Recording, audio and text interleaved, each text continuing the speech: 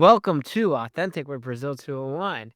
And on today's episode, we're going to talk about the movie that for no reason has way too much Oscar buzz, Hamnet. So, I want to we got to do a lot of tidbits here. This is like the Wicked. So, Wicked expanded the story of Wizard of Oz.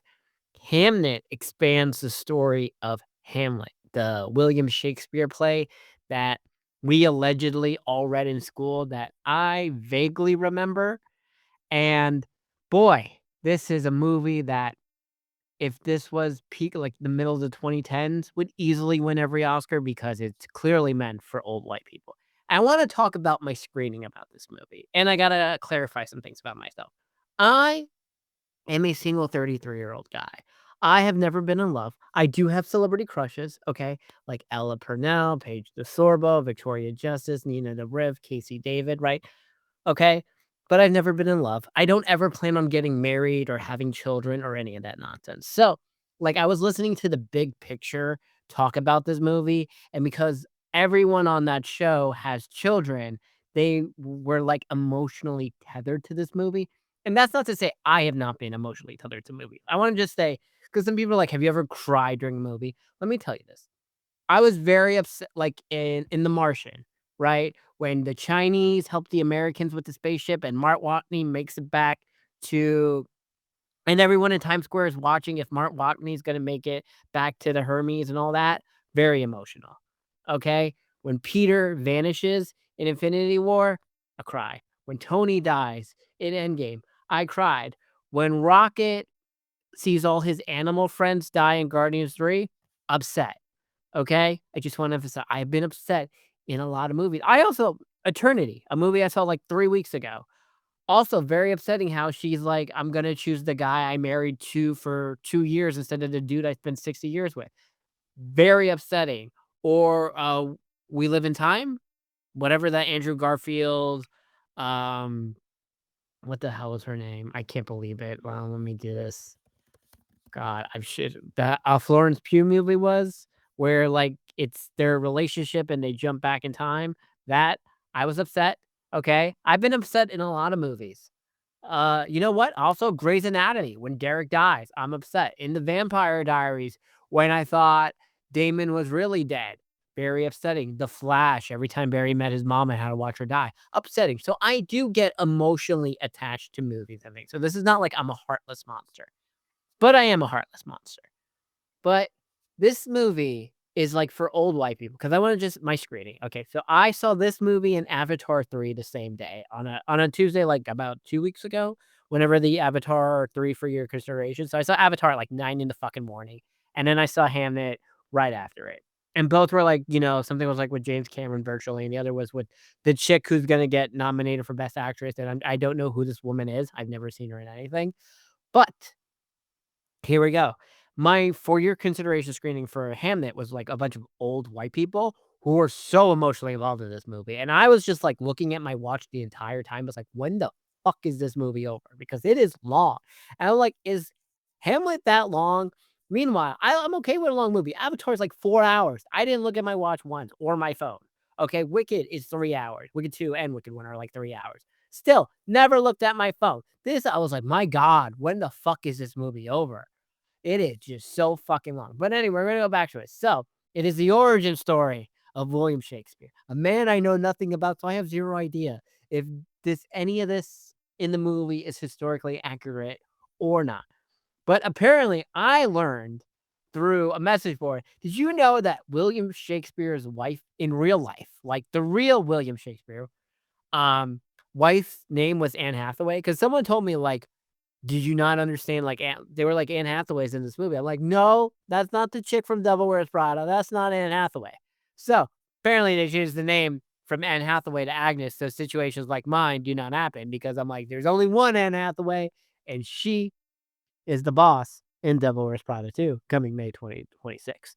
But as we're in this entire thing, um, what the fuck is his name? The dude from Gladiator 2, Paul Mescal plays William Shakespeare, and he's like an English professor, I guess, and he's been sneaking off fucking Agnes secretly, and apparently she's a witch, and I don't know if this is historically true, but she is a witch, and he's, like, secretly meeting with her, and he gets her pregnant, right? And with Taylor Swift's ex-boyfriend, Joe Alwyn, is Agnes's brother. So, I'm glad that is happening. I forgot Joe Alwyn was an actor. It was like, "Wow, that's Taylor Swift's ex." What an interesting dichotomy of characters in this movie, that's for sure.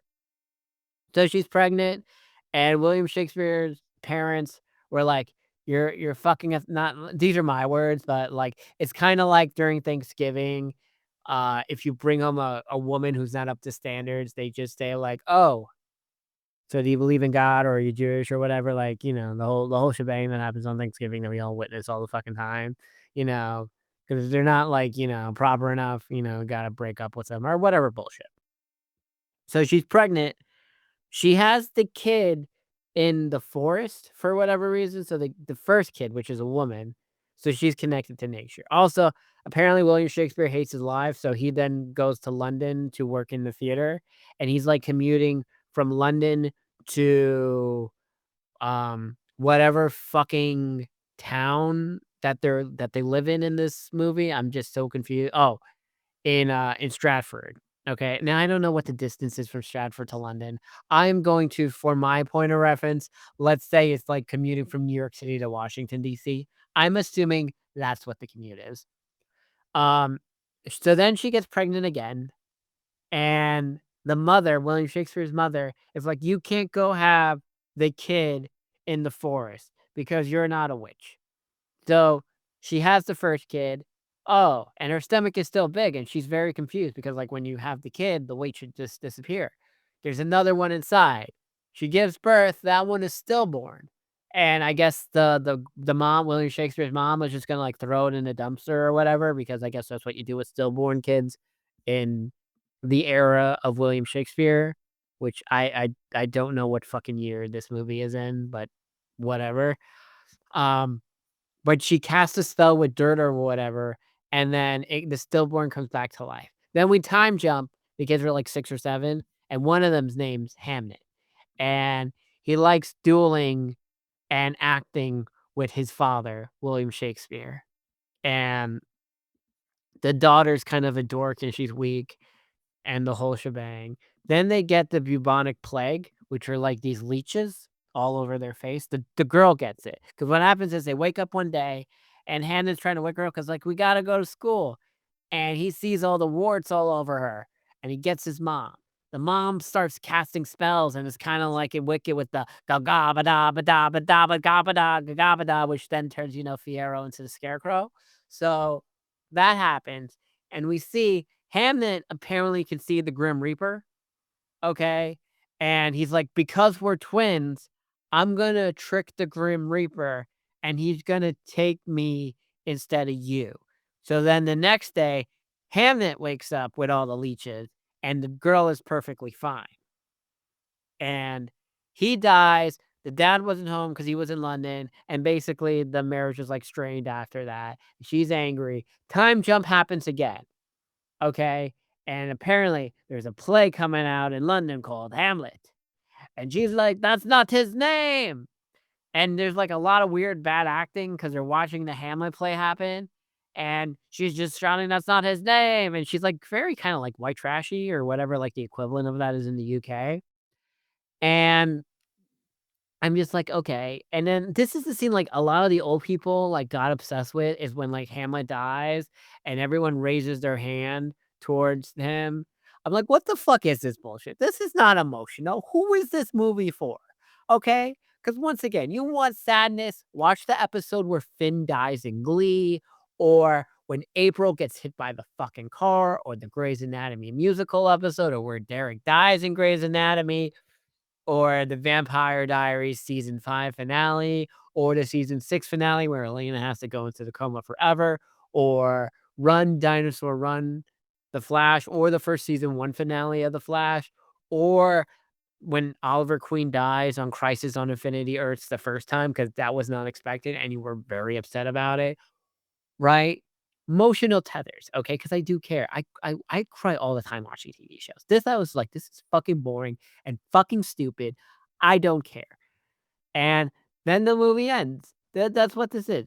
This is stupid. Movie is not going on my 10. I refuse to. I'm not voting for that chick for Best Actress, okay? I understand if she's gonna get nominated, and so is the God, what the fuck is that other movie everyone's obsessed with that I'm okay with, um the one with the guy who is who is the professor in Thor 3, well, the Thor 1 and 2, this who is the father of the guy from True Blood and Lucas Madsen, that guy, whatever that movie was, which is okay.